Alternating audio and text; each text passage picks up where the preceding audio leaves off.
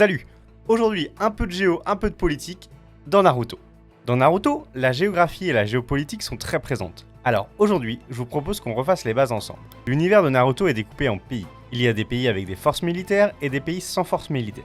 Parmi les vingtaines de pays cités dans la série qui disposent d'une force militaire, on notera les 5 grands pays ninja. Le pays du feu, le pays de la terre, le pays du vent, le pays de l'eau et le pays de la foudre. Dans chacun de ces pays, il existe des villages. Les villages sont soit des villages ninja, soit des villages normaux. On note l'existence de 5 grands villages ninja dans chacun des pays. Konoha au pays du feu, Suna au pays du vent, Kumo au pays de la foudre, Iwa au pays de la terre, Kiri au pays de l'eau. Les pays sont dirigés par des daimyo, comme dans le Japon féodal.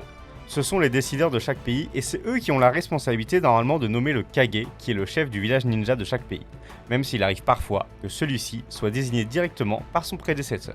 Les daimyo sont assistés d'un conseil que l'on voit notamment assister aux épreuves finales de sélection des ninjas. Par exemple, l'une des célèbres personnalités qui fut membre du conseil de Konoha fut Danzo Shimura.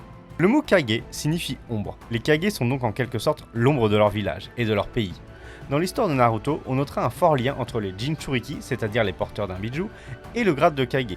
Qu'ils soient fils, frères ou Kage eux-mêmes, les Jinchuriki ne sont jamais très loin.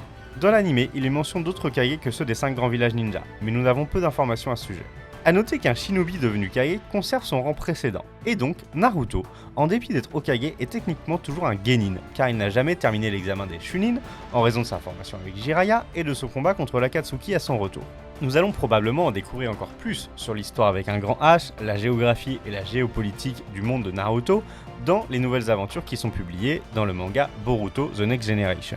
N'hésitez pas à mettre en commentaire votre pays, votre village, votre Kage préféré. Et si cette vidéo vous a plu, vous pouvez bien sûr vous abonner. On se retrouve tous les lundis, mercredis et vendredis sur TikTok et YouTube. Et bien sûr, les mardis et jeudis sur Instagram. A très bientôt.